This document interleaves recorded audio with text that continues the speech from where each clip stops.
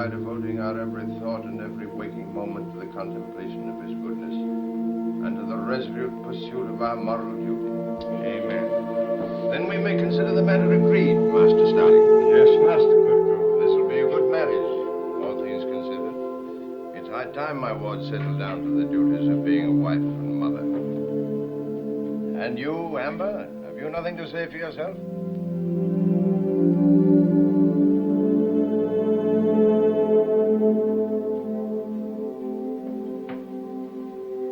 Well, speak up, my girl.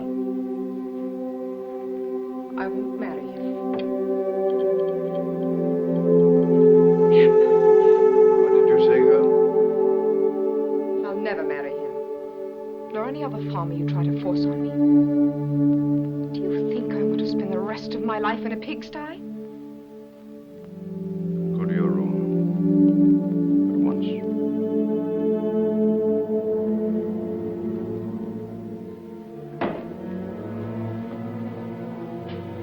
I owe you my apologies, Master Starling. And you, Ralph. Matt, the girl's only out of humor. I've borne enough of her humors and her sinful pride. Her vain ways have been a village scandal ever since she learned to walk. I've raised the vixen as my own daughter, and like my own daughter she'll behave. If it means the skin off her back entirely. No, quit, Matt. Please. All right, no whip. But she'll have to learn once and for all that vanity is Satan at work in the female soul. I've stood the last of her nonsense. She'll marry Bob Starling, and that's the end of it.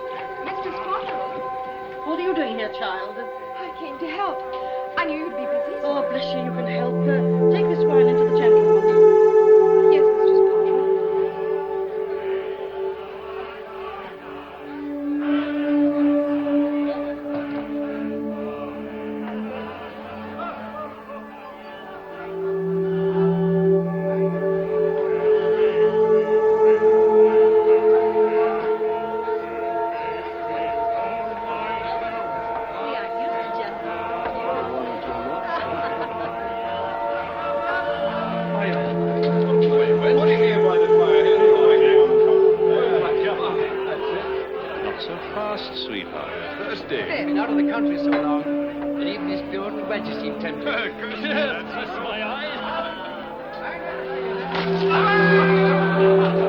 pardon, sir.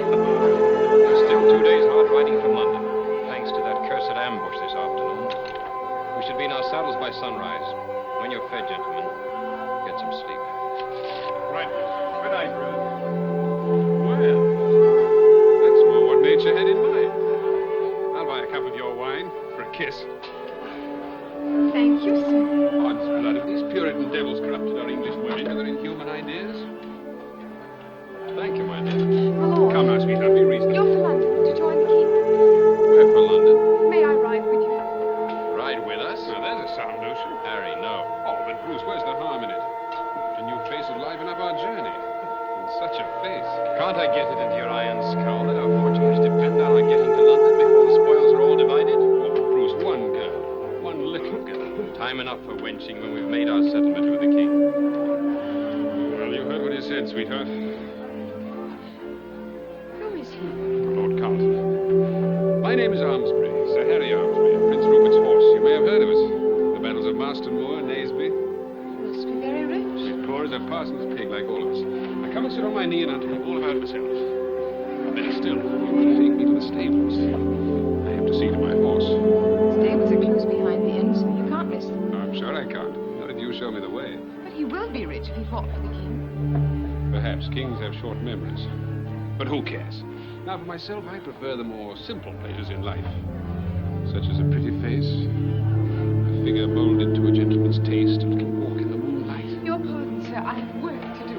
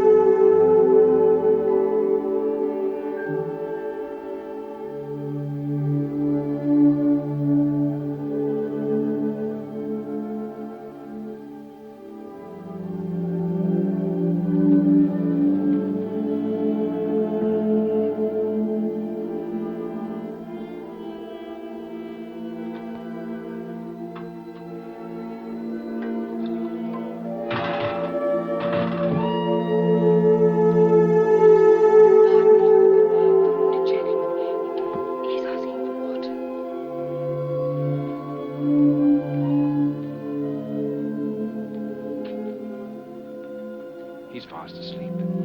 Perhaps he called out in a dream. Why did you wake me? Please take me to London. I've told you I won't. I'll work for you. I'll wash your clothes, clean your boots, anything. For the last time, no. Carlton.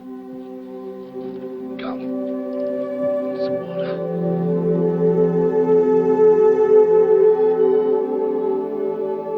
How do you feel, Jake? My arm burns like fire. Let's have a look at it. Bring the light over here.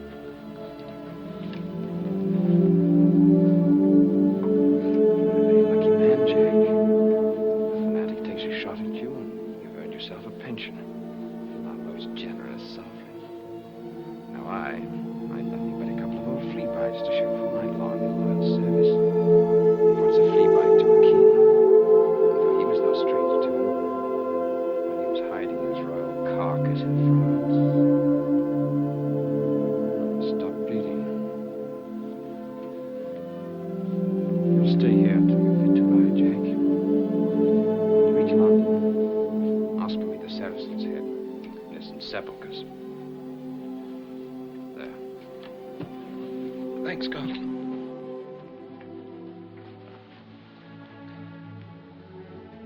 Sleep well, Jack.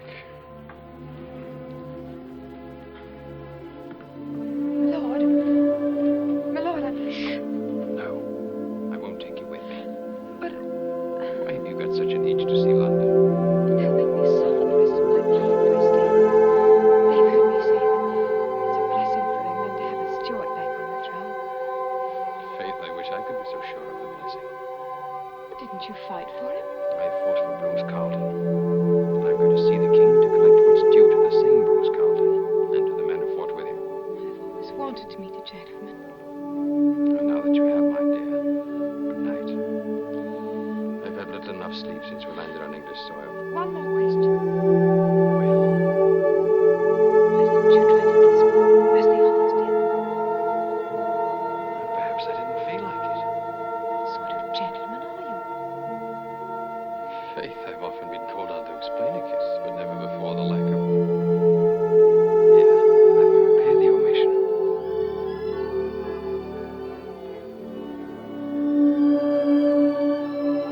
Thank you, my lord.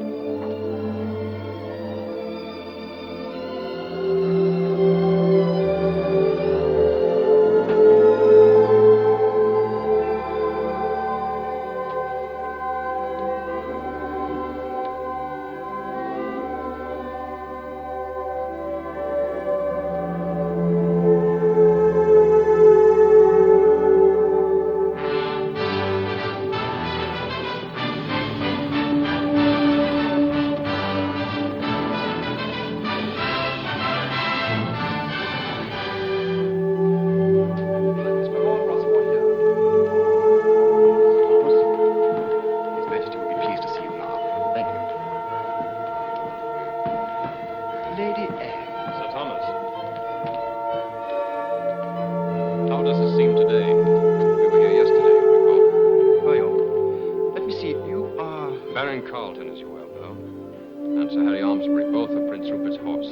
Oh, yes, of course. His Majesty's apologies, gentlemen. But he will be unable to grant you an audience today. We've been here since tomorrow. I fear that will be impossible too, my lord. The next day? I'm afraid not, my lord. When? Next month, perhaps. Next month? You'll understand that His Majesty's calendar is very full. More so than his memory, I gather. I'm certain I cannot have heard your lordship right. Your pardon, gentlemen.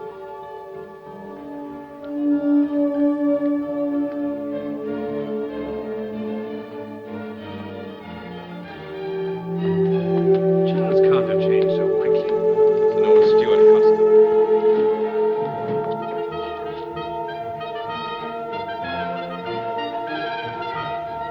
Why, Barbara.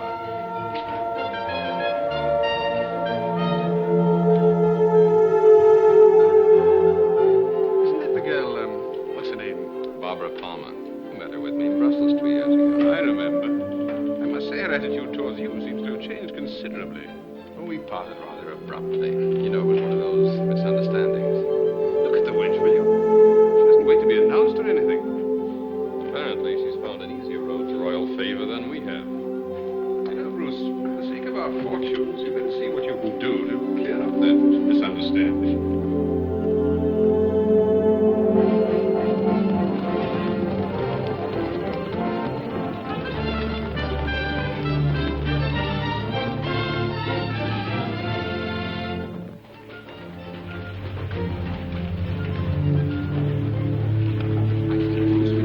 Ourselves if the king wouldn't see us. We had indeed. It might have a serious effect on our credit. Servant, my lord. Ah, there you are, my good girl. Will you join the lady, or have you already? What lady? Where are you taking her? Well, your cousin, sir, Mr. Sinclair. She arrived while you were out, dressed like a country lass. Poor lady, having to hide in the Roundheads all these years.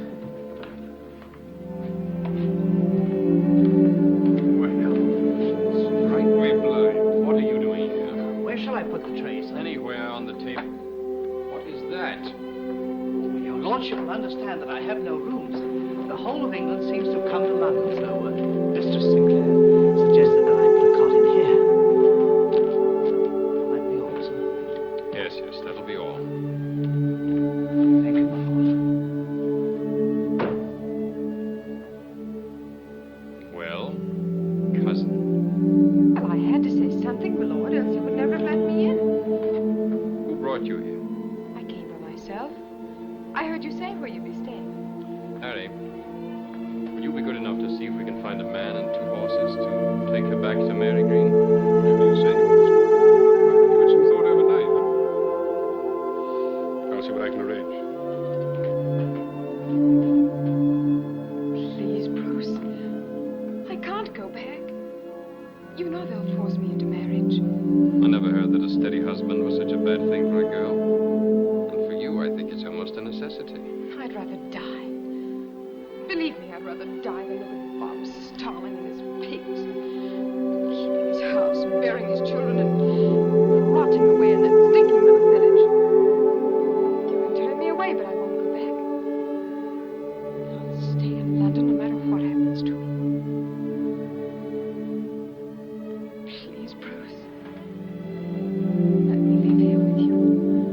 I'll be your servant. I'll never ask you for anything. You're asking for a great deal at this very moment. More than I'm worth. That's a very direct question, my dear, and deserves a candid answer. I don't know by what standard of value you measure yourself, but it can't match the currency in which I weigh my freedom. I'll make no claim on your freedom, Bruce.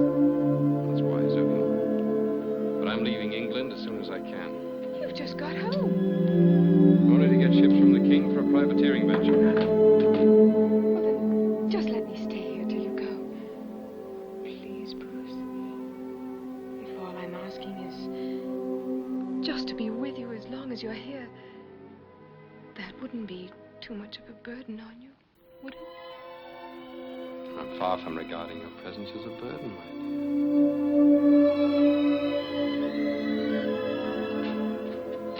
Well, I found a man who'll do it. It'll cost a bit of money, but...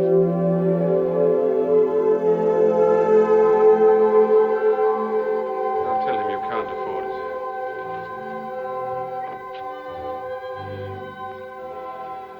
It's a great honor to have your patronage, my lord. Would you prefer to pay for your purchases now or at your later convenience? Later, I think.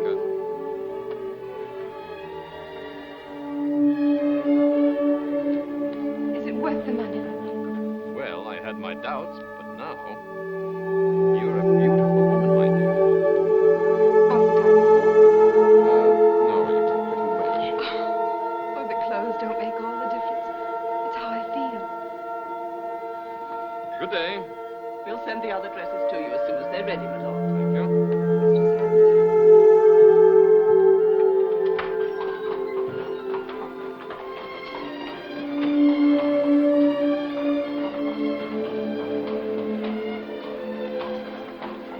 Saracens here. Yes. I can't wait for Harry to get orgasm. Well, I can. Bruce, we haven't had one moment alone together. Couldn't we do without Harry just this evening? Spring Gardens instead. Yes.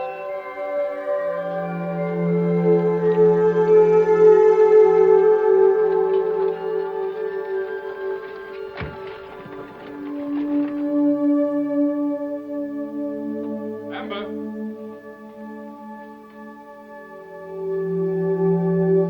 Amber.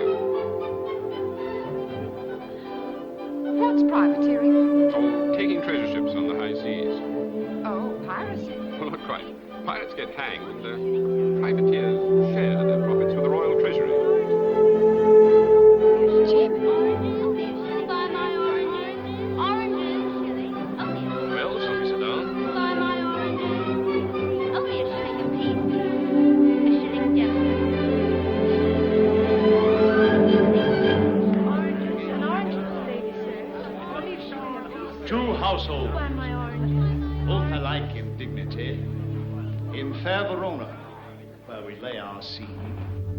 From ancient grudge break to new mutiny, where civil blood makes civil. She's here, alone. From forth the fatal loins of these two foes, a pair of star-crossed lovers. So that's Mistress Bond. But I don't see why she's considered so good. Don't you? She's well enough in the family line, but you would think His Majesty would choose someone more fit to be a countess. Countess? Of Castlemaine. The dressmaker says it may have any day now. Curse me, women are wonderful. Now, 2 hours. This is my chance. You watch for the king. We'll wait outside. But here shall miss. Our toils shall strive to make. Gregory, on my word, we'll... Harry, look! May I join you for a moment? I mean, and we deal. You'll draw. Come on. What's he doing up there? It's quite simple, sweetheart. Bruce wants ships from the king and palms the person to get them for him. Purely a matter of business. I know what sort of business a man has with a woman like that. The king. It's really him. No, sir. I do not bite my thumb at you, sir. But I do bite my thumb, sir. Do you quarrel?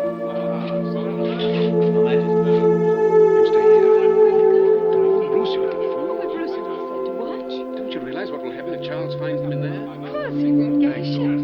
Treacherous You bird. lie! Draw, filthy men! Gregory, remember thy swashing blows! It's too late now. Ah, fools! Put up your swords! You know not what you do! What?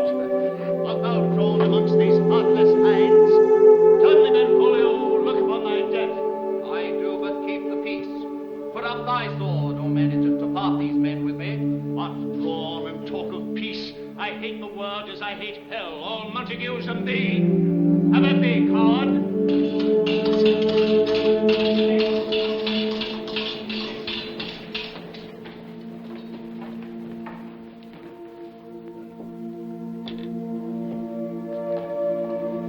As I hate hell, all Montagues and thee. Have at thee, coward.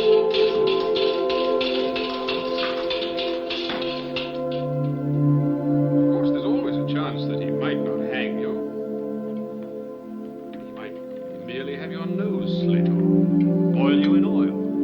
Well, that's the end of my privateering venture. That's certain. And of my petition to have my estates restored. Serves me right for ever entrusting my fortunes to such an arrogant devil as you are. You're not entirely blameless, you know. If you'd warned me in time. Come in. My Lord Carlton, Yes? His Majesty requests your immediate presence at Whitehall. I'll come at once. 11 o'clock at night. Charles must be with him. I'll come too, Bruce. I may as well hang with you as starve to death alone. Oh, Bruce. He won't really hang you, will he? I doubt it, although Charles is inclined to be jealous. Apparently sets great store by our red-headed friend. I hate her. She's the cause of all this trouble. Don't be too modest, sweetheart. After all, you gave her a little help.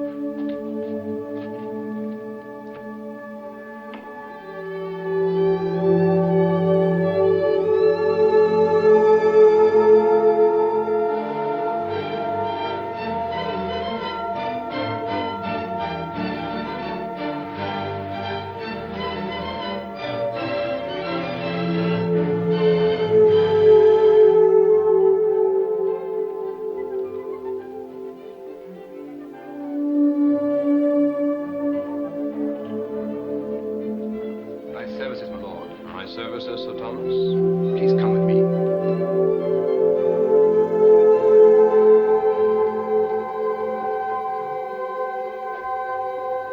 I'll wait for you,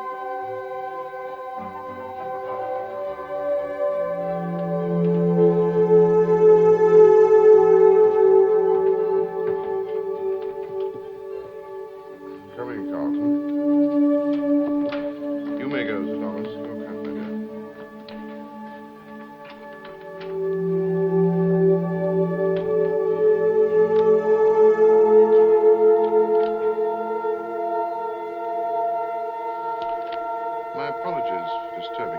Charles, but I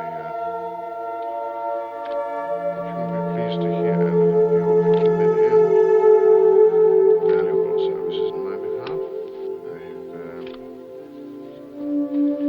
decided to grant your petition. You are most generous, sire. Lord Fishman, there's nothing in the boldness of your venture pleases me. Point of power. There are 2 ships in Bristol Harbor, Crown property, which I propose to make available for your purpose. Your Majesty is more than generous. Quint. Good. Knowing that you are zealous to be about this business, I've ordered a coach to carry you to Bristol tonight. Tonight?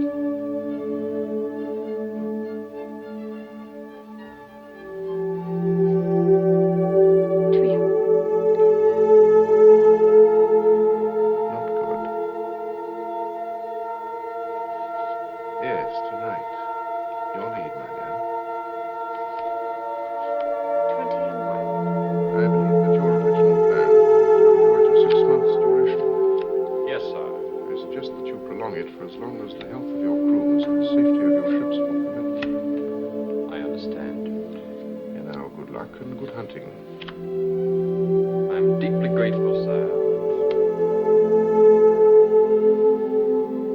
Well, I fear I cannot avail myself of your Majesty's generosity.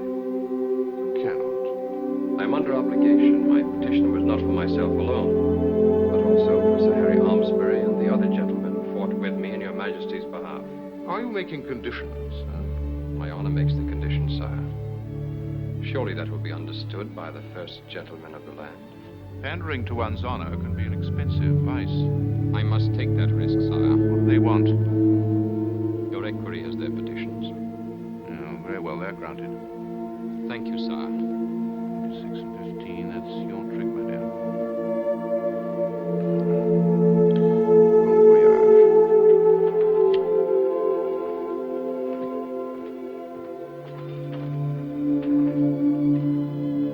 No, no, my dear. Never lead from the ace-queen, because then you see the king takes the trick.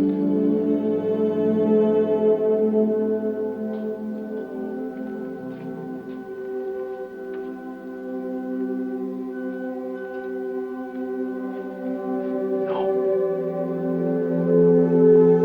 Let her sleep. What you going to tell her? You can tell her in the morning after I'm gone. Don't you understand? When she's in love with you, she's in love with her own ambitions. I'm only part of them. You're wrong, Bruce. And you always work cold-blooded about everything. I'll help you pack.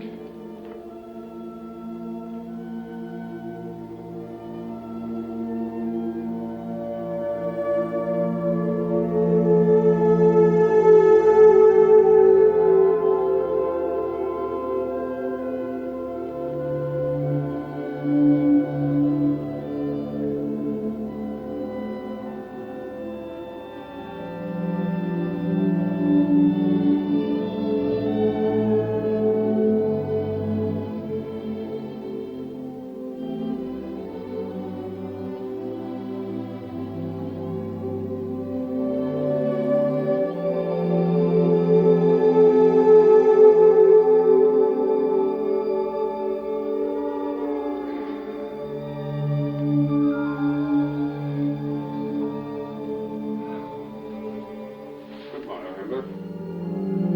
Oh, good morrow.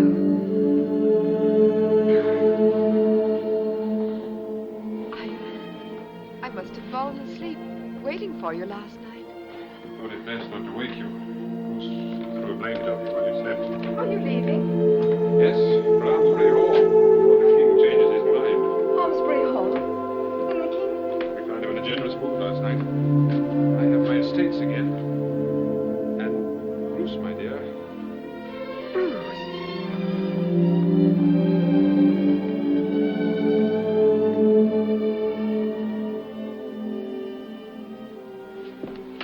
He's gone. Yes.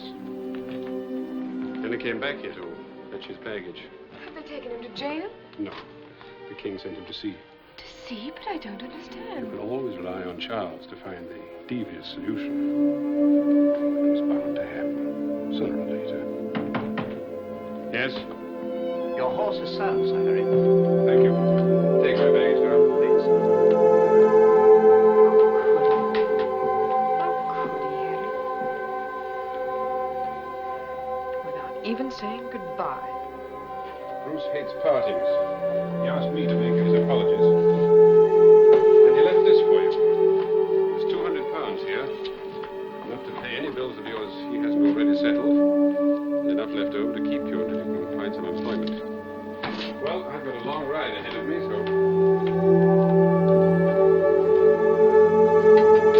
Listen, I know London, perhaps better than I should. The towns are swarming with rogues and adventurers. It's no place for a lone woman, especially one as young and beautiful as you are, and with your zest for living. Mary Green lies close to my road, and I'll be glad to take you there. No, Harry. Oh, be sensible, Amber. You've got a dowry here will catch you any farmer in England. Even a country squire, or even a knight for that matter. Pox on your country squires, I'll wait for him. You didn't expect him to marry you, child. When a man like Bruce marries, it'll be for position, wealth, family. I'll give him those things. If he's above me now, I'll put myself on his level. Higher if I have to. But, sweetheart, you can't just climb from one class to another as though they were rungs on a ladder. What's to stop me? I know what sort of world this is. I've kept my eyes open since I came to London. Barbara Palmer wasn't born Countess of Castlemaine, was she? Younger than she is. You said yourself I was beautiful. He'll get the things he wants. A title, a fortune, all of them. I'll climb so high he'll have to reach up to touch the hem of my skirt. I still think you're making a mistake. I'm partly responsible for what has happened. I'll feel responsible for what becomes of you. It's a burden I don't want on my conscience. Go back, while you still have the chance.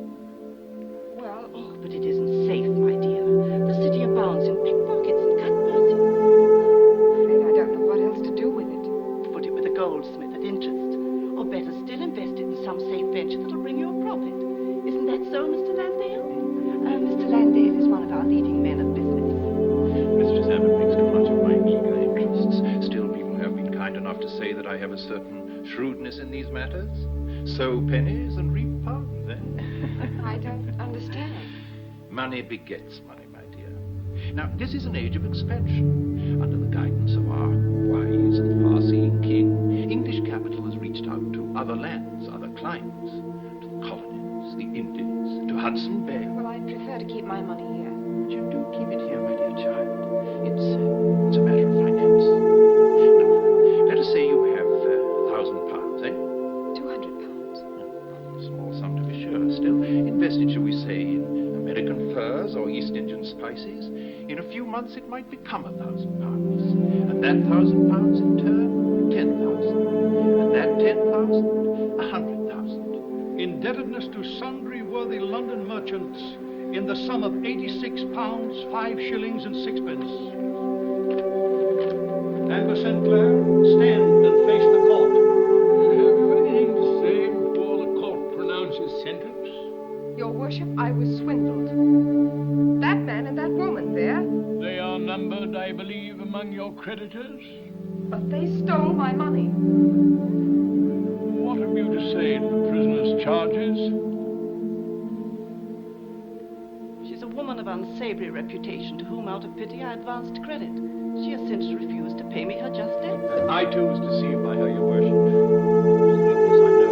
We are all loath to see the evil that lies behind a pretty face. You told me you were a merchant.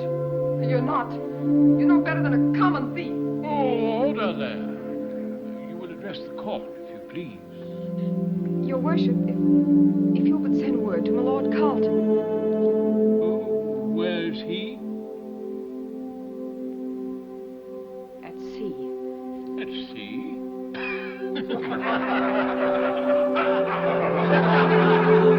Well, that's what Mr. Harry Almsbury at Almsbury Hall.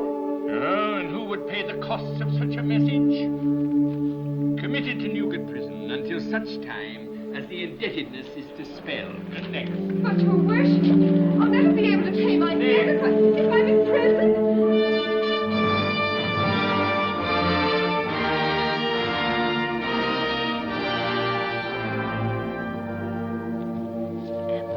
Amber, the blanket. I've only had 10 minutes. Wait your turn. Not for me, it's for Margie over there. Time's come.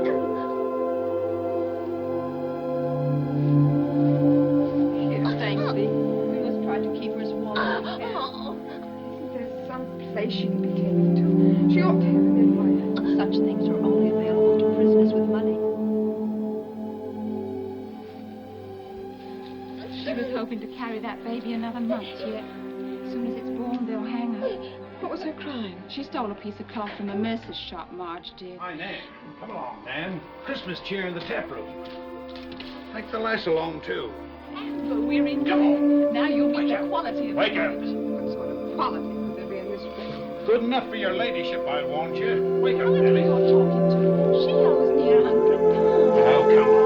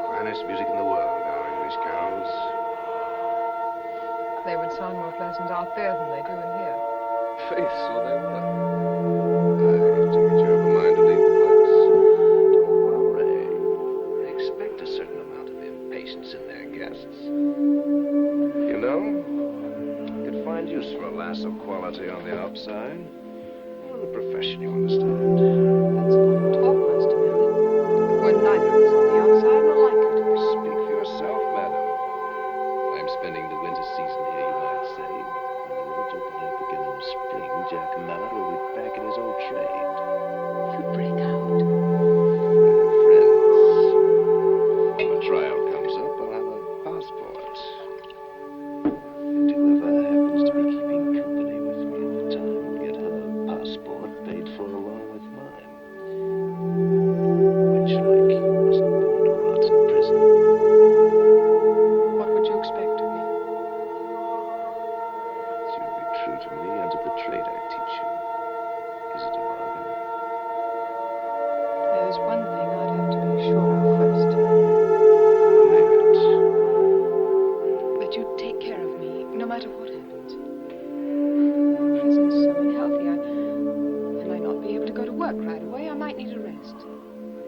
worry about that. You're robust enough to me. I promise I'll take care of you. Are we agreed?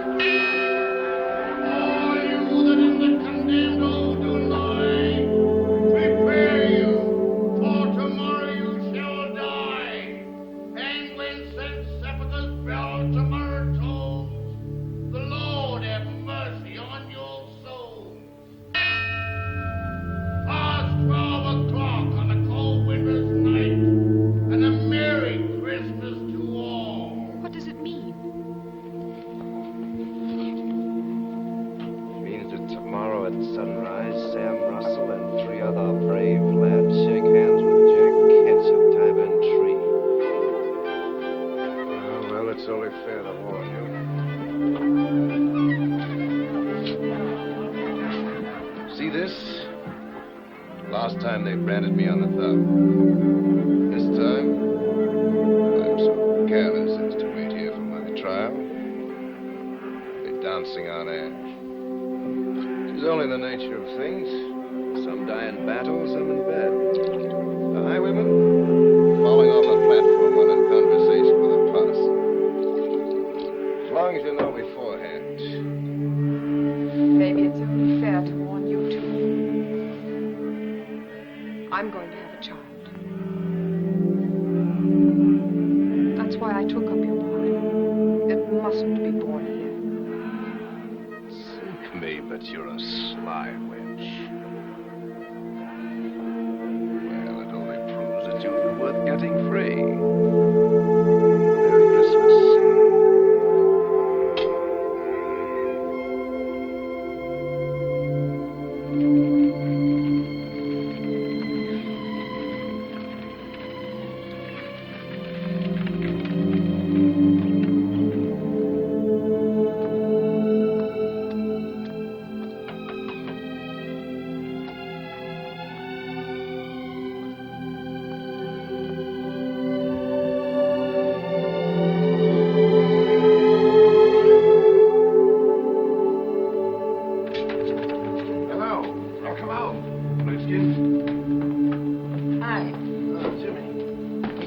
You back. Mother Redcap's been expecting you.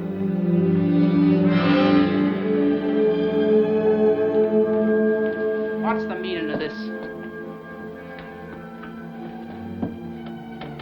Oh, Jack?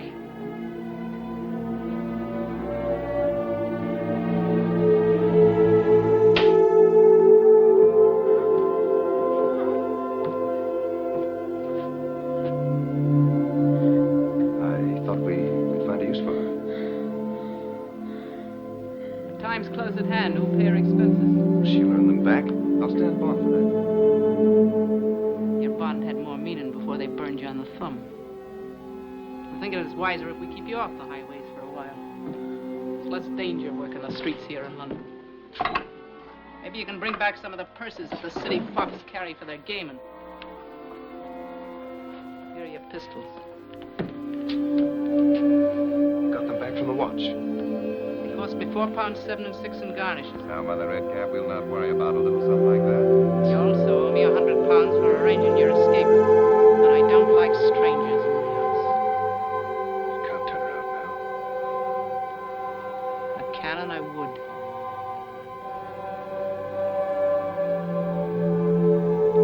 She may bring us profit eventually. She's pretty and she's flash. That's all I can say for her. Take her up to the back room.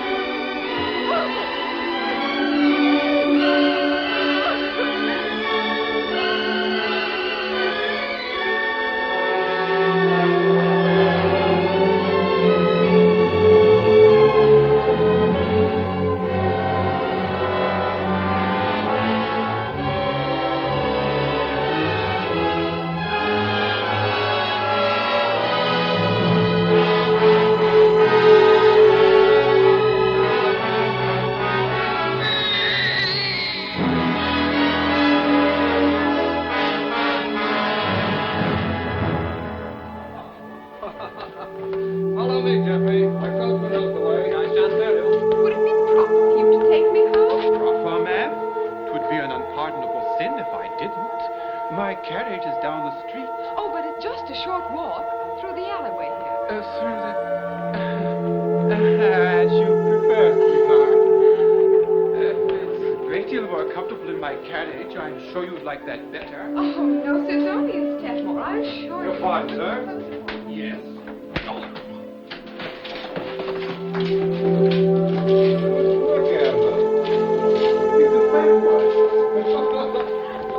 Here they come. Stop! In the king's name! Run! Run for your life!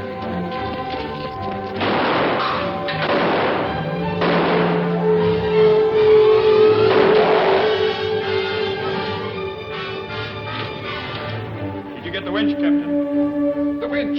Don't let her escape!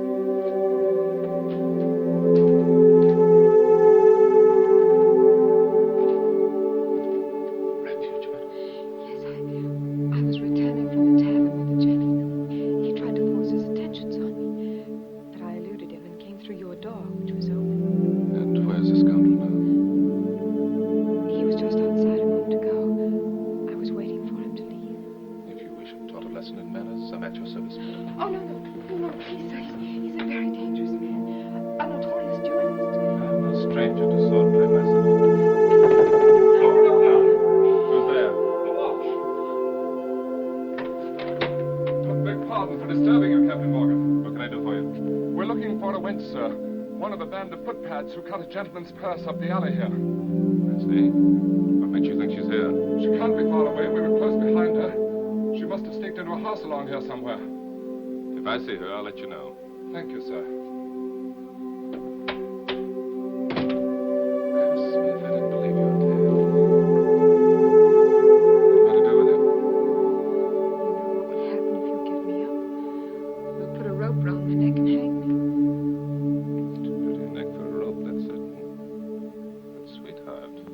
Officer of His Majesty's Guards and sworn to uphold his laws. All I ask is that you don't give me up. Then when the watch is gone, I'll leave and you'll never see me again.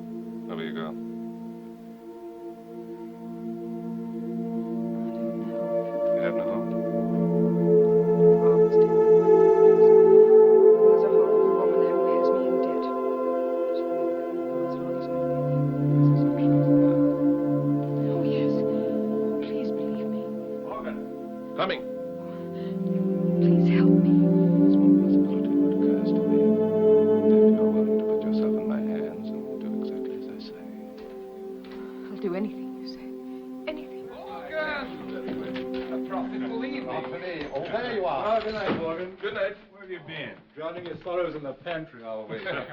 Good night to you, gentlemen. Want a night at my house? By all means. Good night. Good night.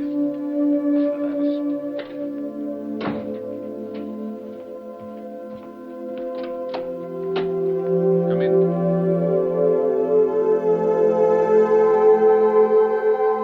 Well, as I so aptly remarked, pity the poor soldier in time of peace. This is Mr. Ivers, Mistress... Sinclair. Mr. Sinclair. So, Susanna. Mr. Ivers is a close friend of Mr. Killigrove, Theatre Royal. An intimate friend, you might say. He's rejected 6 of my plays. Mistress Sinclair is anxious to obtain employment as an actress. Do you think you could use your influence with Killigrove to help her? I should think Mr. Sinclair's own influence would prove far more persuasive than mine. I'll be happy to arrange an introduction. Good. Good night, madam. Good night. I don't understand. How can I hide at the theatre right out in public? The king has made all the actors wards of the crown. There's such a rowdy lot at him where he can ensure himself uninterrupted entertainment. I still can't see how. Wards of the crown are immune from arrest. Killigrove's pleased with you. I don't see how he can be otherwise. You will be safe under the protection of the king.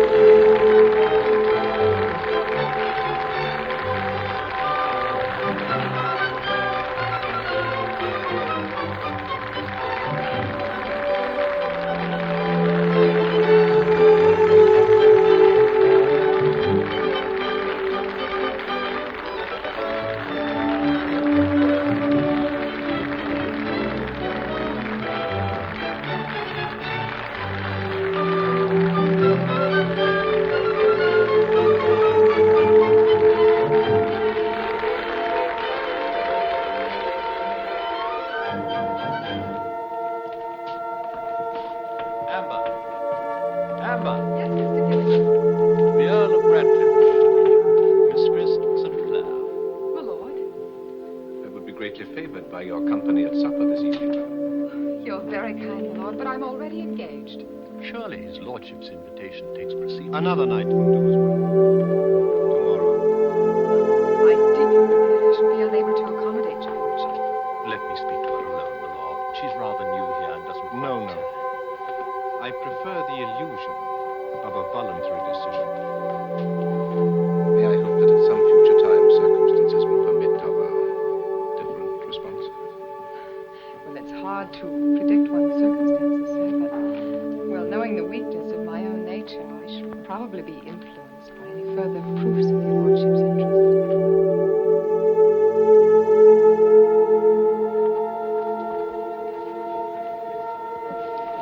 Delightful, Mistress Sinclair. Thank you, my lord.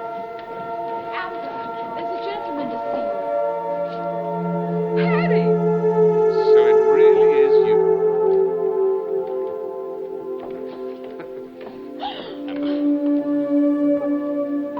They're only looking for some new scandal to spread. That's exactly what I fear. My wife is a great believer in scandal. Oh, you're married now? We have a daughter. Wonderful. But what about you, Amber? About me? Yes, has anything like that happened to you? No, I can't really say that. Nan! Sir Harry is one of my dearest friends. Well, I didn't know him. I was only... Besides, you're a lady's maid now. That's what I got you out of Newgate for. Newgate? At least you've increased your knowledge of London. Well, I've seen a few things. What about Bruce, Harry? Have you heard anything? Only that he's taken some fine prizes on the Spanish Main and put into Jamaica for repairs. He might be in England any time, there's no saying. Are you still... I told you I'd wait for him. Amber. Rex, darling. This is Sir Harry Almsbury. Captain Morgan. You're calling on someone here, Sir Harry? Why, yes, on Mistress Sinclair.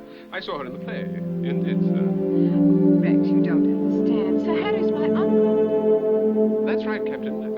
Her mother's brother. A younger brother, if I may be permitted to say so. He didn't know I was in the theatre. Now, that's the truth. I mean, that's the truth. I was sitting out there watching the play when suddenly I said to myself, isn't that little Amber? She used to be very little. Well, my friends will be waiting for me, Captain. I'll tell the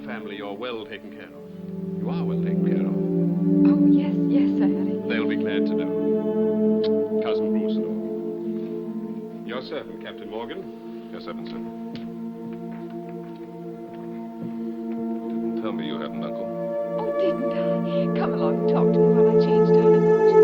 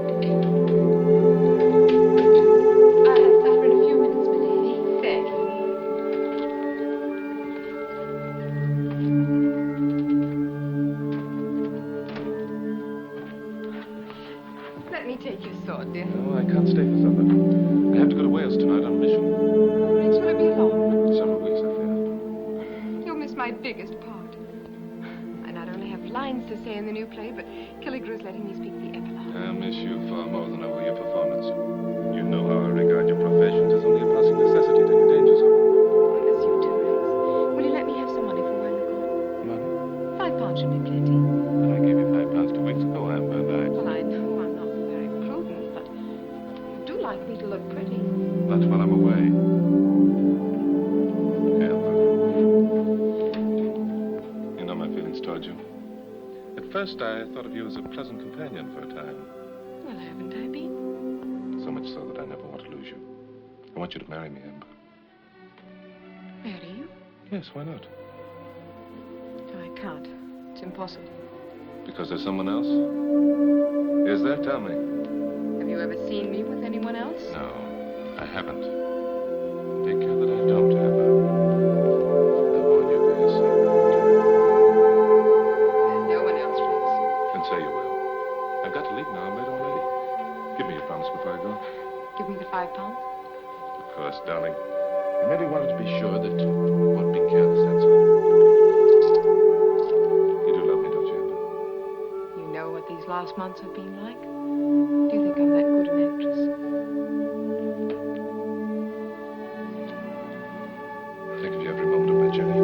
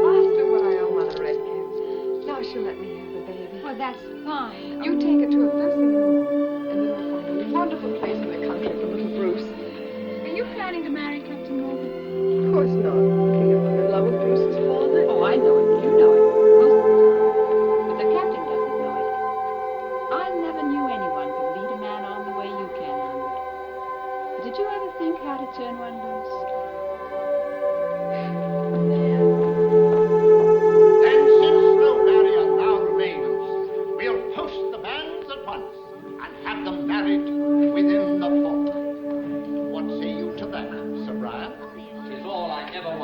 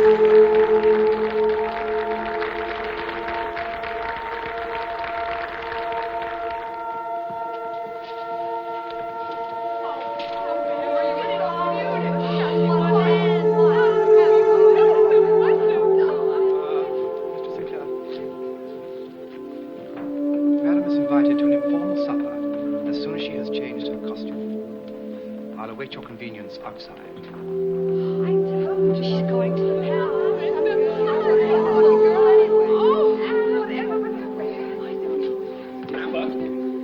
Oh, Harry, I can't stop. Now I've got to change. In that case, I won't detain you, but,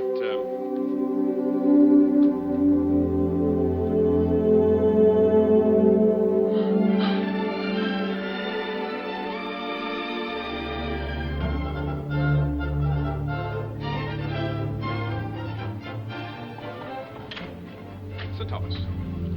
Sir Harry. Mistress Sinclair asks me to present her compliments. She will be unable to accept your invitation. But doesn't the wench understand?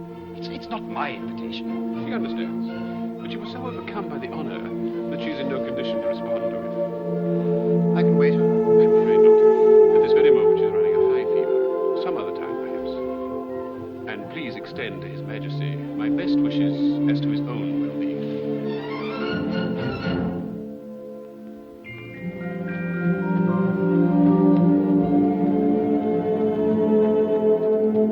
You haven't told me, Bruce. Did you miss me? More than I expected to. I'm worried about you, too. And what's this great mystery that awaits us? You'll see.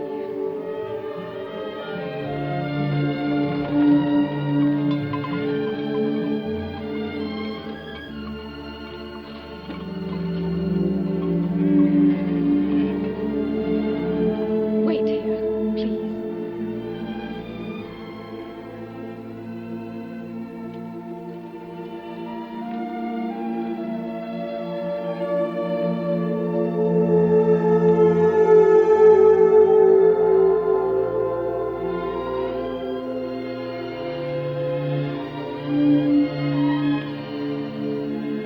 Your son, my lord.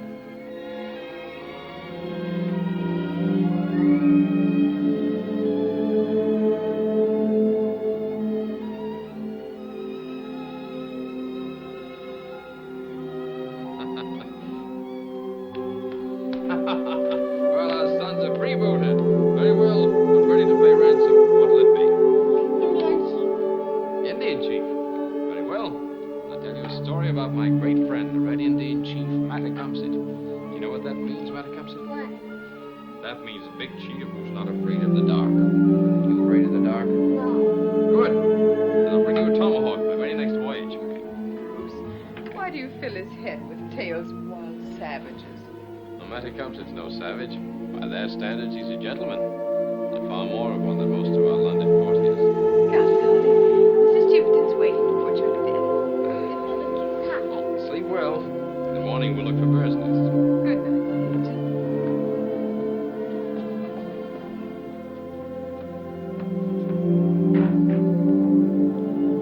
I declare I'm getting jealous of you two. After all, he's my first son. Our son. Isn't it wonderful, Bruce? Yes, I've enjoyed this day here. More than I can say. Have you, darling? Wouldn't be such a bad life. Living on a farm, tilling a few acres, raising a family. And that supper we had tonight. I'd no idea you'd such a way with mutton and greens. Darling, you forget I was brought up on a farm. Couldn't forget it tonight. You haven't changed so much from the girl I met in Mary Green after all. Bruce, you know I've changed. I'm learning to read, and I don't say Gemini anymore. And I can hold my own with any of your white ones. I dare say you can. Darling, I've been making such wonderful plans. I'll leave the theatre and we'll take a house in London for the season. Small big houses with a lawn that stretches all the way down to the river. And we'll invite the whole court to our entertainments. All except Castlemaine, of course. They say the king is tiring of her anyway. Please, Bruce. Sweetheart, I'm going back to sea. You going to be a pirate all your life? I've no stomach for life at court. Well, what's so fine about life at sea? It's clean for one thing. You do if I hid myself on your ship. Clap your hands. Besides, what would Captain Morgan say?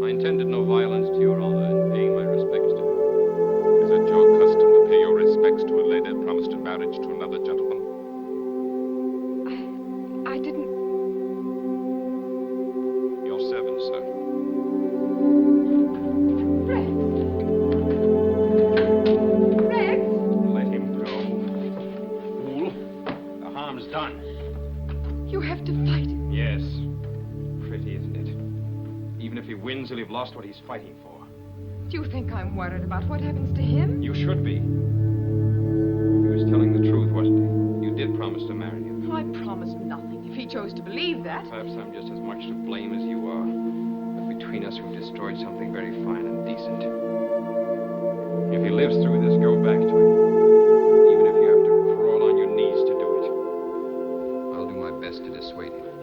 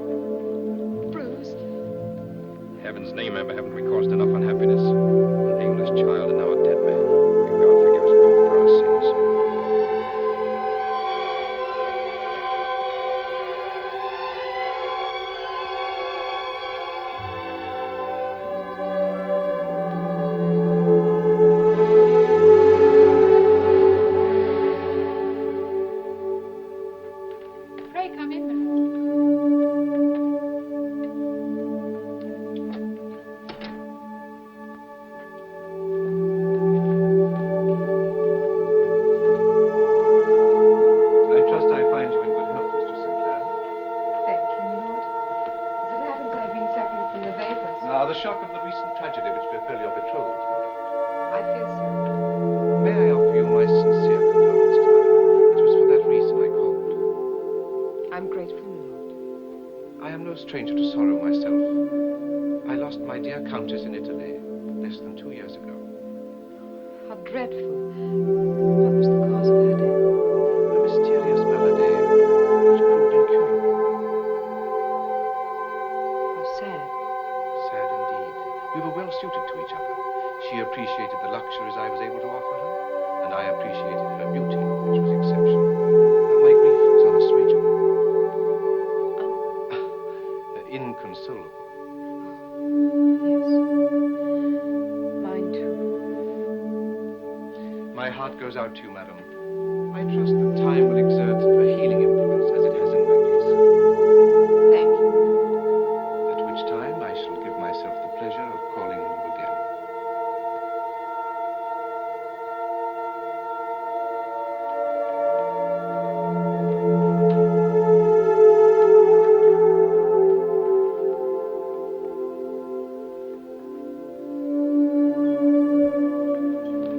What do you think, Ned? The old devil wants to marry me. Oh, Amber, you'll be Countess of Radcliffe. Yes. But I'd like to know how his first wife died. It's a lovely day. It is indeed. And permit me to add, madam, that its splendor is outshone only by the radiance of your person and the felicity of the occasion. Congratulations. Congratulations, Redmond, my dear friend, your ladyship. Such a beautiful ceremony. The poor dear bishop hasn't spoken so distinctly since his last attack. And what a notable company. We haven't seen the like of it hereabouts for years. Perhaps we can thank the plague in London for that.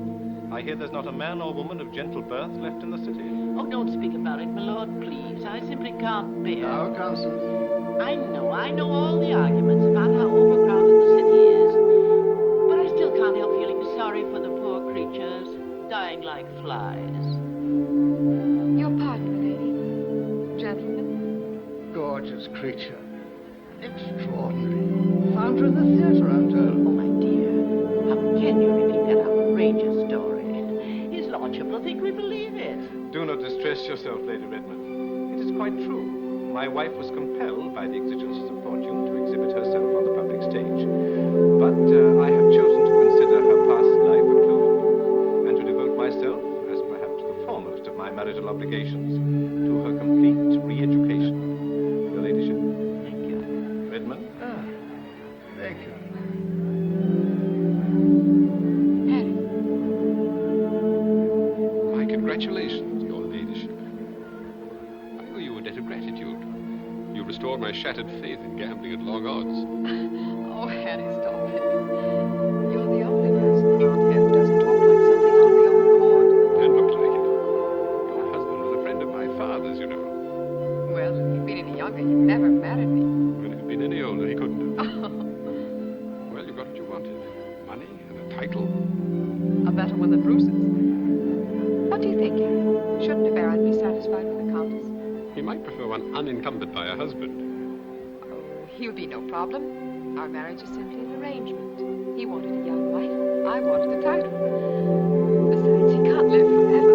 You're making a very impressive attempt at it. Do you expect Bruce to see your arrangement the same way that you do?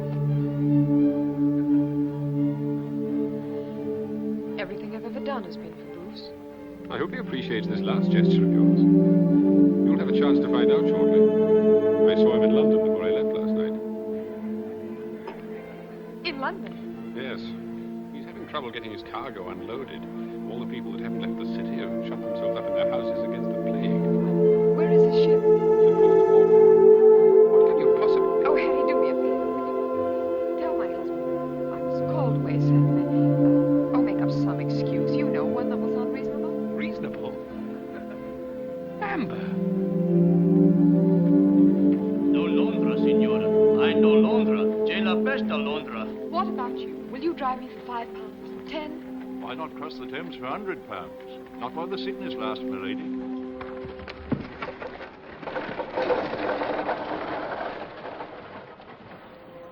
But Amber's always always been devoted to her grandmother. I fear the news may have unsettled her wits. Galeazzo! Io non sapevo, Eccellenza. E la signora voleva di andare a Londra. Accidenti.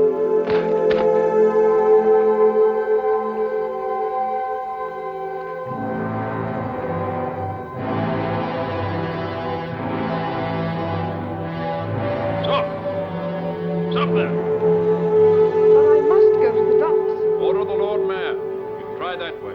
You might get through.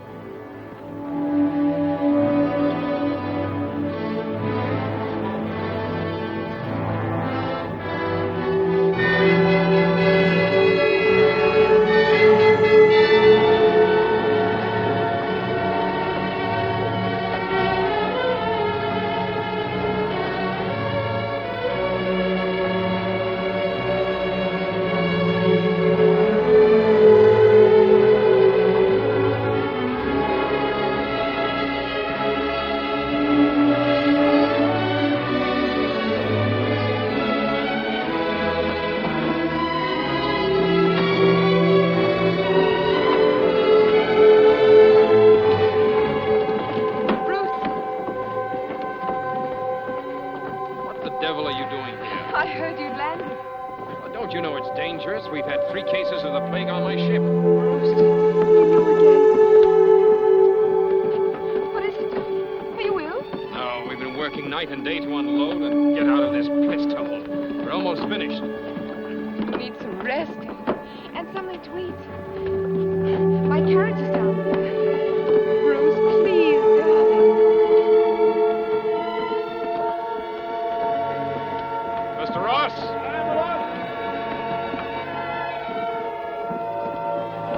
Carry on.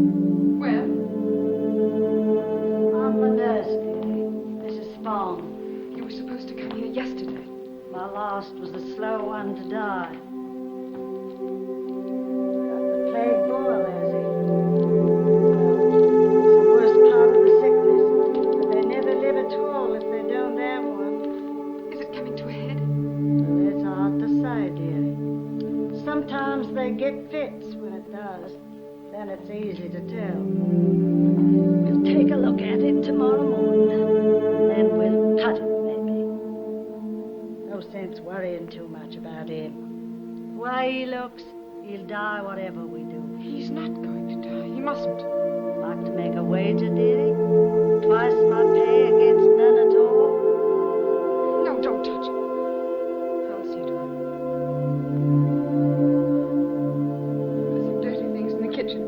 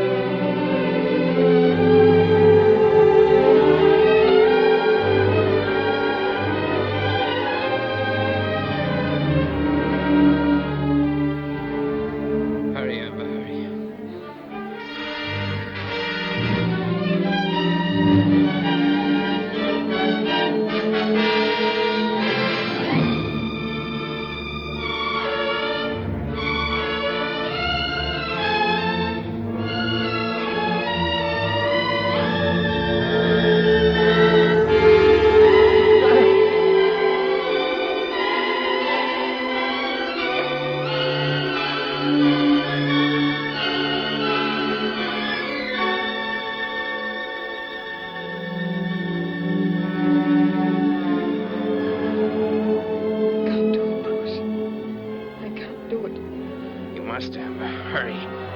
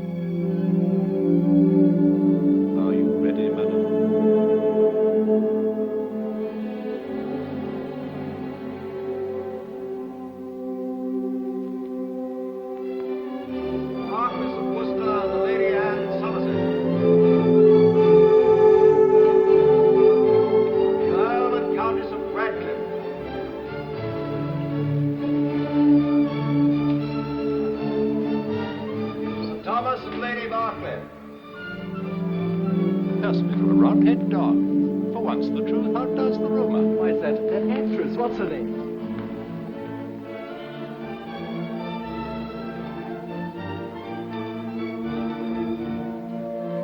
The king isn't here. A pity, madam.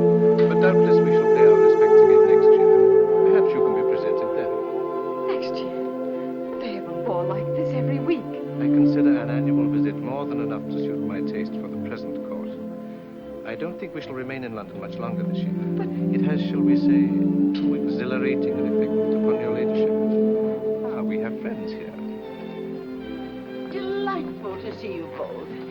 We've been feeling frightfully out of place here among all these young people. Oh, no offense, my dear. We've come to look on you as one of us, you know. Yes, I noticed. Good idea to sit down, don't you think? Find a quiet corner somewhere. Splendid idea. I want to tell her ladyship all about our charity work in the country. My lord, if you're not dancing with the Countess, May I? You are under a misconception, sir. I am quite sure we have never been introduced. It'll take Charles himself to pry her loose. if he's not fishing another stream tonight, he may not know what's running in home waters.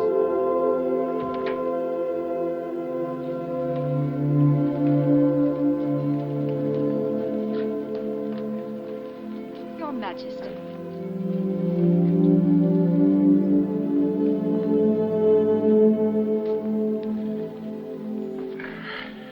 But Charles, you're not even dressed yet. I've been firefighting all afternoon down at the docks. Odds fish, I'd have made a better bargain for this throne if I'd realized how much they expect of a king. You bring it on yourself, Charles. No one forces you to rush out of the palace. Bucket in hand, every time some little blaze is reported. There's more than a little blaze this time. It was still spreading when I left. The ball's already begun. Should I have someone fetch your coffin here? No, the Queen's waiting for me. Queen? You're not taking her to the ball, are you? Yes. I trust you've provided yourself with a suitable partner. Perhaps we shall have a dance towards the end of the evening. I'm not going.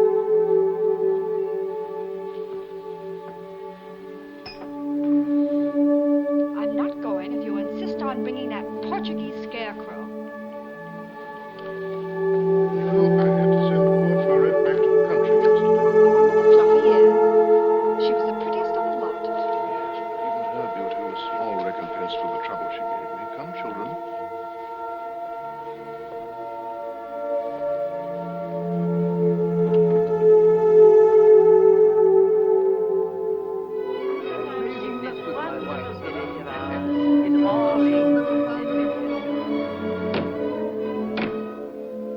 Their most gracious majesties, the king and queen.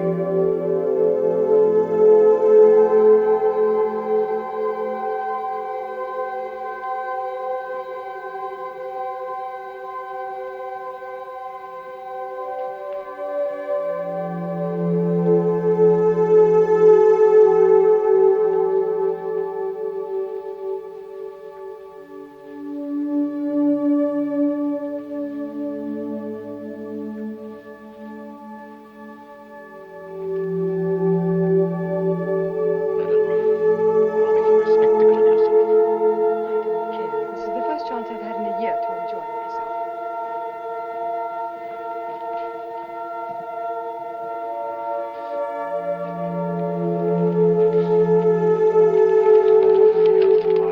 Well, perhaps my guests might be interested. It's been such a dull season. My lords, ladies and gentlemen, we have just received word that the fire, fanned by a strong east wind, has reached Blackfriars. St. Paul's is already aflame, and so is the New Exchange. Who's that with the old red His wife, sir.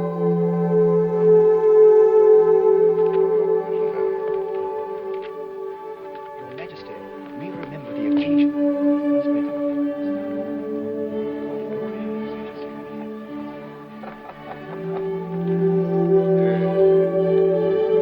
Your Majesty.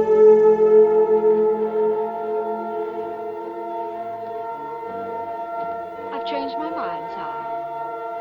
Your mind is rather like your wardrobe, madam. Many changes and no surprises.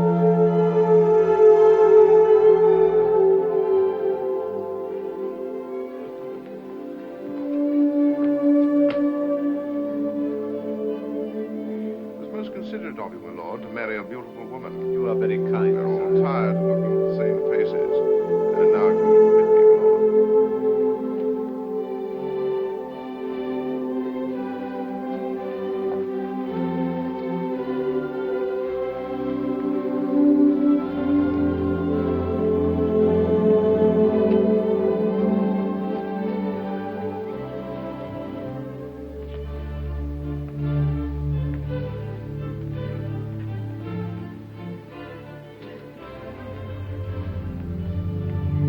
No gesture of loyalty touches me so much as a husband's generosity. It's generous of your majesty to notice me. It's not the first time you recall. I didn't think you would. I do not often get refusals to my invitations. I was taken with sudden illness that night. So I was told, and I wondered what his name was.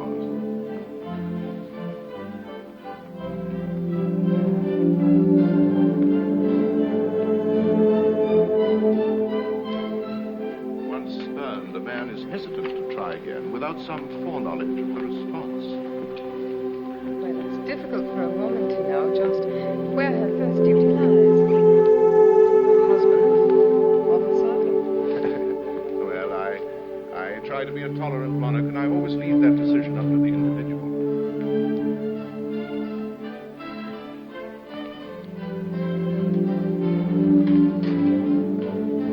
My thanks, my lord. Perhaps it would be diverting on your first visit to Whitehall to stay for supper with us. Oh, your majesty is very kind. Your lordship, too, of course, unless you would find the late hour tiring. I fear that is the case, sire. You must forgive us. Then let the countess stay. You may be sure that she will have a proper escort home. Would you like that, madam? Yes, your majesty. Milady is carried away by your majesty's kindness. But we are still in the first year of our marriage, and make it a rule never to be separated even for an hour. We will go home together, with your majesty's permission. If I may disagree with you, sir, it hardly seems fitting to allow our private customers to interfere with the desires of the king. Your devotion is most gratifying, madam, and while my suggestion is in no sense a command. In that case, sire, we will take our leave now. The news of the fire has given me some alarm, since Radcliffe House is, unfortunately, much nearer to the endangered area than Whitehall.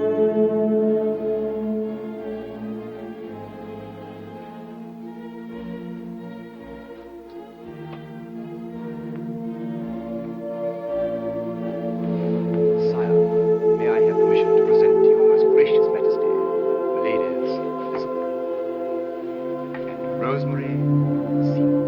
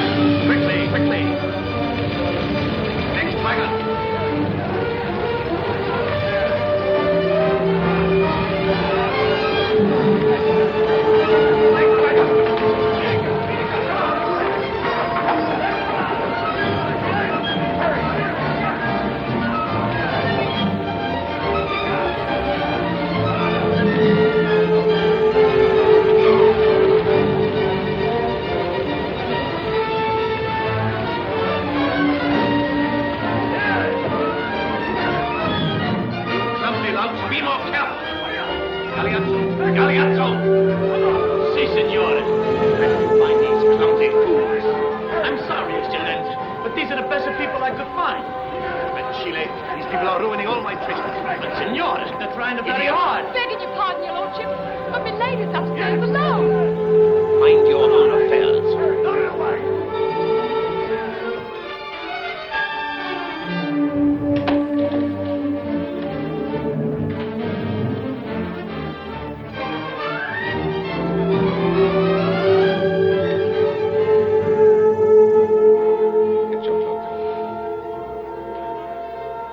Where are we going? To the country. This time for good. I see now it may be a lifelong task to teach you the difference due to your lord and husband. Husband. Do you take that mummery seriously? We made a bargain, and believe me, it's cost me more than it has you. However that may be, you are the Countess of Brent. You share my name and my honor. It was no part of our bargain that I should submit to humiliation and indignity. I don't know what you're talking about. Perhaps the emotion is foreign to you. It is a matter of pride. Pride. I would expect pride in you. I should have thought it had dried up years ago, together with the rest of you. I am your husband, madam, and will be spoken to with respect. Gee, respect. The only kind of respect you understand. Get out of here. Get out!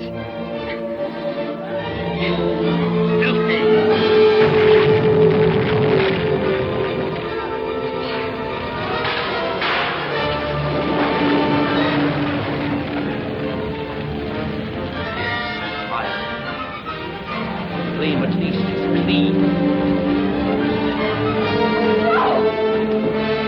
You've made your choice, madam.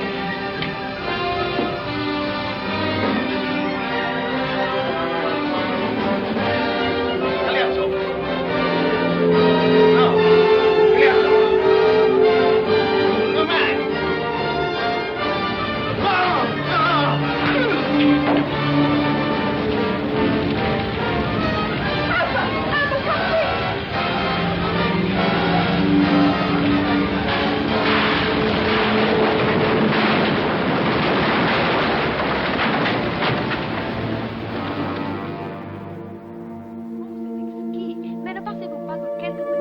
Oh, no, no, no, no. Merci. C'est pas fait. Oh, Sir Robert. You sent me a present yesterday, didn't you? This bracelet, I believe. Just a trifle. One of my ancestors brought back from the Crusades. And what is it that you seek from His Majesty? I seek nothing, my lady. That is for myself. But my youngest brother is getting married, and there's a post in the Admiralty.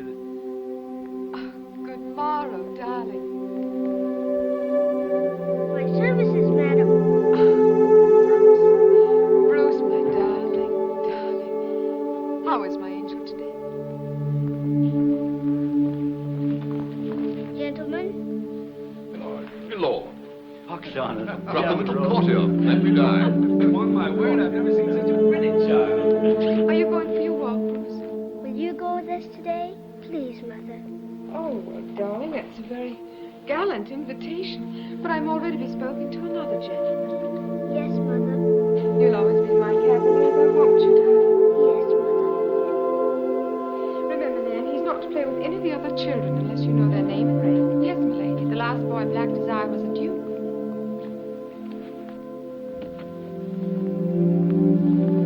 Good morrow, Bruce. Good morrow, sire. Odds fish. None of my children have the royal manners that you display. But then neither did their mothers. Are you ready, my dear? As always, sire, whenever you are. A slight exaggeration, madam. But then I've always felt that the traditional prerogatives of a king should be subordinate to those of a beautiful woman.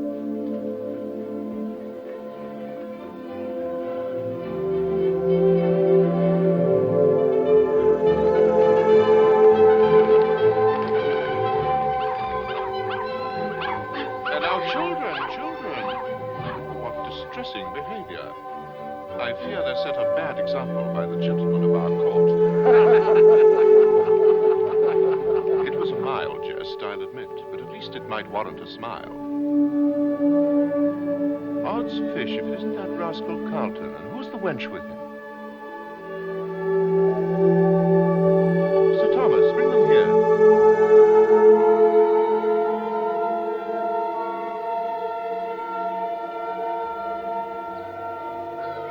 My Lord Carlton, His Majesty desires your presence.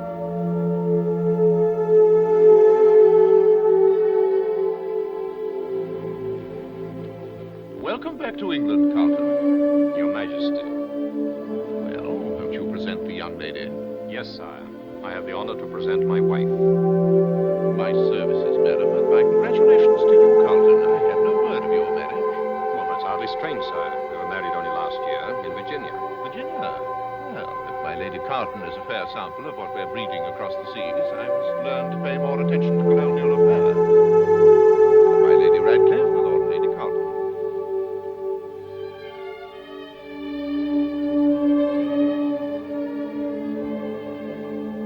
Lady Radcliffe and I are old friends. Indeed. What brings you back home, Carlton? Business and pleasure, sire. We've settled in Virginia, and I'm disposing of my properties here. Also, this is Lady Carlton's first glimpse of London. That should be almost as notable an event as London's first glimpse of Lady Carlton. I trust that your visit will be long enough so that we may have other glimpses.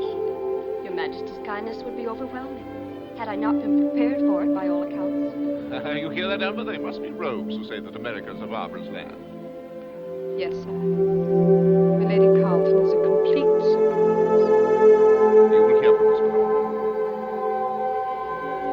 My dear. Come, children.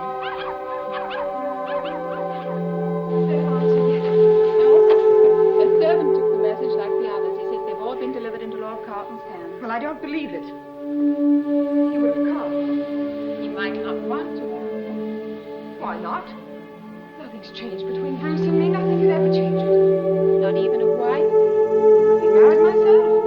Yes, but he might also be in love. Bruce, don't be ridiculous.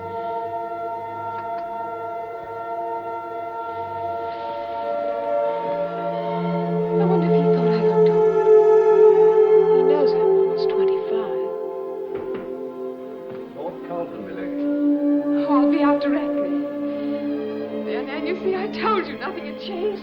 Oh, don't be quick.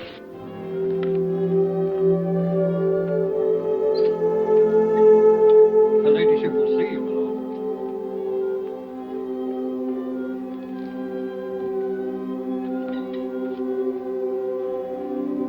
Bruce.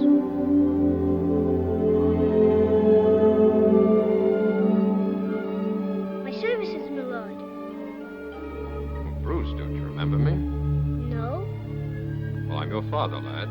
From America, my lord? Yes, here. Let me look at you. You were only a baby the last time. Now you're half a man. Next year I'm to be a page at court, like my Lady Carlton service. Will that be fun, do you think? I don't know. I suppose you have to wait until you're grown up to have fun. I brought you a present. A tomahawk. A tomahawk? Thank you, my lord. Just like the Indians use. Do you know any Indians? Oh, yes, there's a boy just your age who goes fishing in our river.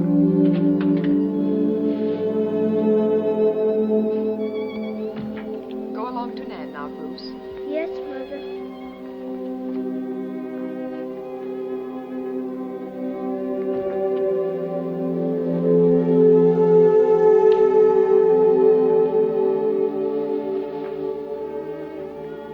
Pray sit down, my lord.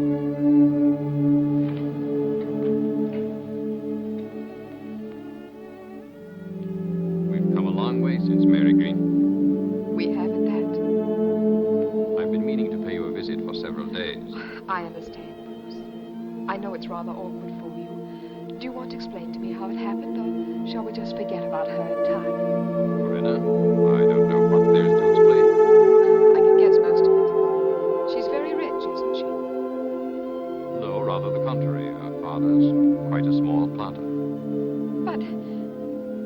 Why didn't I didn't you? come here to discuss my marriage, Amber. I came to talk to you about Bruce. Have you given any thought to his future? But of course I have. He'll be the Earl of Radcliffe. Charles has approved the succession. He might even be made a duke. A title has its advantages, that's true. But I wonder if it quite makes up for the lack of a name. You might have given him your name once. But now that you've met it, It's still not too late. what do you mean? It isn't an easy thing to ask of you, but... Amber, we both love you. We want the best for you. I'd like to adopt him and take him back to Virginia with me. Bruce? It's a sick age we live in. We've both been touched by the sickness, but perhaps our boy can be spared it. In Virginia, he can start afresh, free from whispers and scandal. Whispering does a duke no harm. For the next 8 or 10 years, the Duke will be a growing boy. Well, how are you going to explain a growing boy to your wife? I already have. You've told her about me? Not by name, of course. Oh, just some nameless wench that you took pity on and kept out of the rain one night. I think I stayed as close to the facts as a husband ever does, under the circumstances. Well, he's my son, and I'm not going to turn him over to this wife of yours. She'd hate him. She'd make his life miserable because he's mine. You wouldn't say that if you knew her. Well, she's no saint, I'll warrant you. Certainly not, unless I've been grossly deceived. You think she's a different sort of person from me, don't you? You don't believe she'd do exactly what I've done under the same conditions. I'm not making comparisons, Amber. That wouldn't be fair. Well, I am making comparisons. And I'll wager you she's no more virtuous underneath that smug look than I am. Listen, Amber. Don't decide anything as important as this when you're upset. I'm riding to Essex this afternoon to settle my estate there. I only ask you, before you give me a final answer, try to think of the boy a little, too.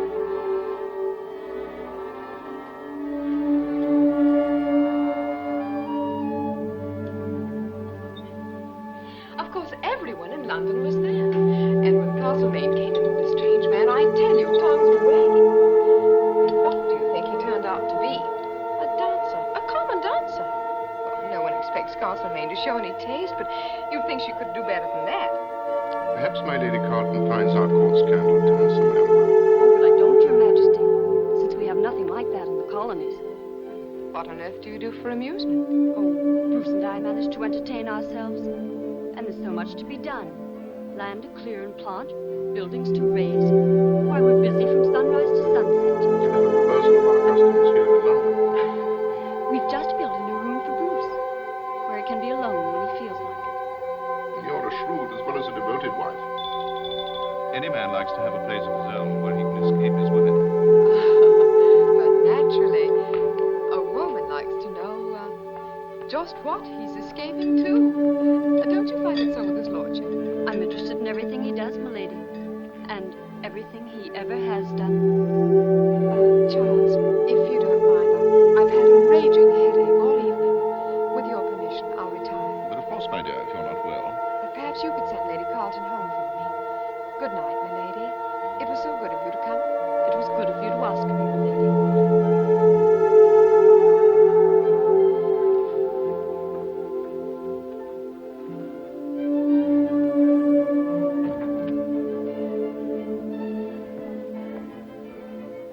Oh, Sir Thomas. His Majesty most expressly wishes not to be disturbed. But, my lady, a communication for the Dutch ambassador. I suggest that you wait until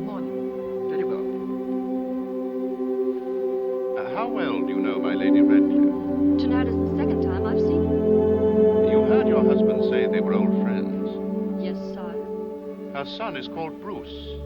An unusual name, save in Scotland. Yes, sire. I found her sudden headache tonight quite extraordinary in the presence of a potential rival. I assure your majesty, no thought of such a rivalry has entered my mind. We are discussing my Lady Radcliffe's mind, which is a very different mechanism. I believe that its workings have brought us together in what you are doubtless aware is a highly compromising situation. I am aware of it. And you're not afraid? Do I appear afraid? Would you be if you knew that at this moment a message is probably on its way to my Lord Carlton informing him of your whereabouts? Do you think she would do that? I think she's already done it. She must hate me terribly. There can be little doubt about that. It's difficult to know what to do.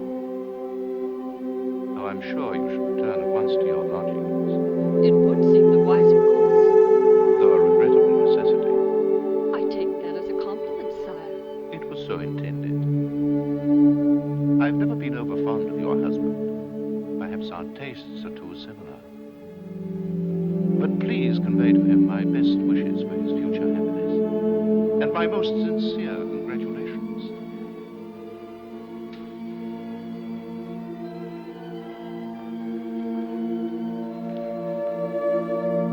Thank you, sire. Good night. Good night, your majesty. I wonder Yes, sire. if we hadn't realized that we were victims of a plot, if you had simply been my guest here tonight, what might the result have been? It's a pity that we shall never know, your majesty. You will find a door at the foot of the stairs. There is always a carriage waiting.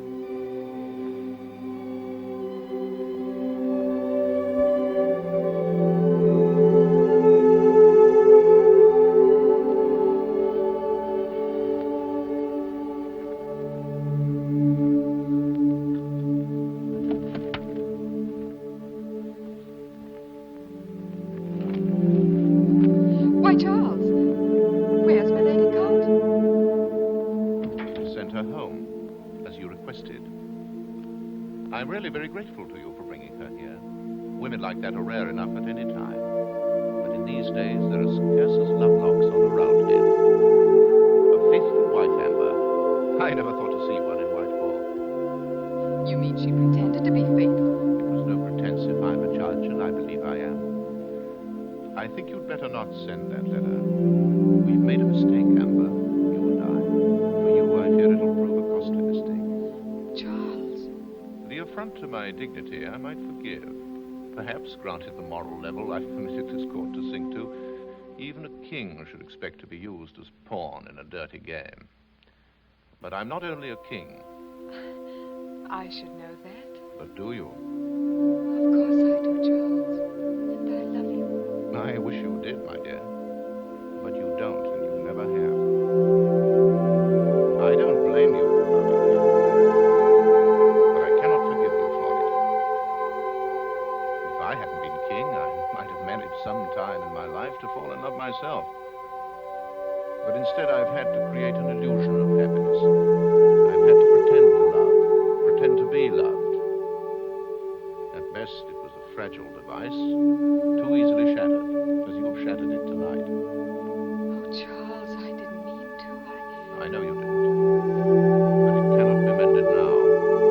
You'll have to make arrangements to leave Whitehall. I will undertake to make some provision for your journey. Come, children.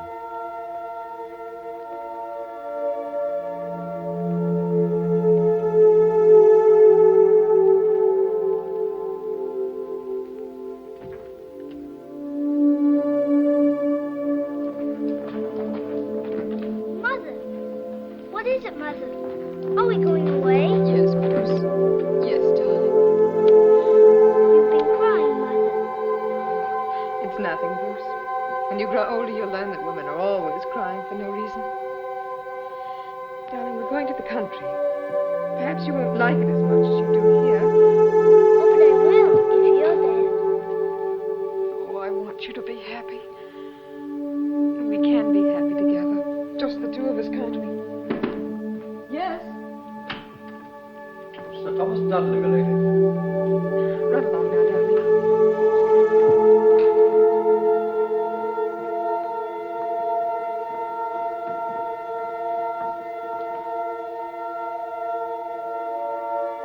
His Majesty has placed a coach at your disposal, my lady.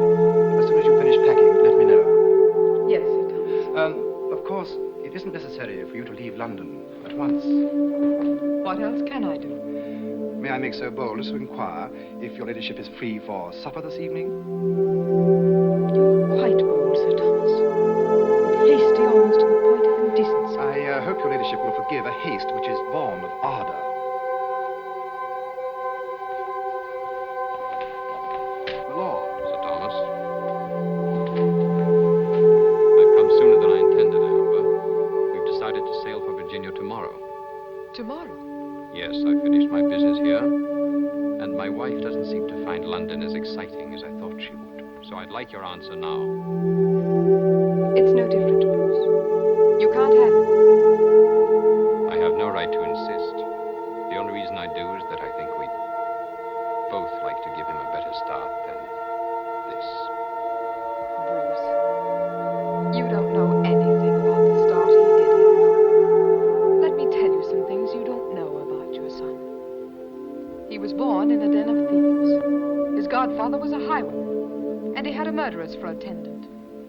And if I hadn't gone out, stolen for him, he'd have died there. You make me understand better than I did how much I'm asking of you. But I still ask it, Amber. And I still say no. What makes you think he'd leave me anyway? He loves me. You haven't spent 6 days with him in all his life.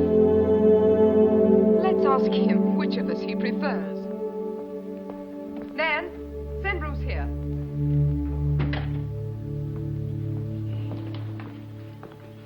You'll see whose son he is.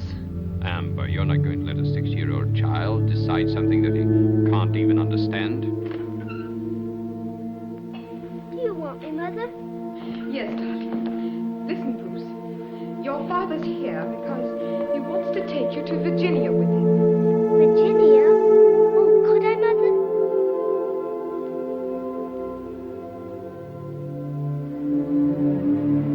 Would he really take me, sir? If your mother says you can.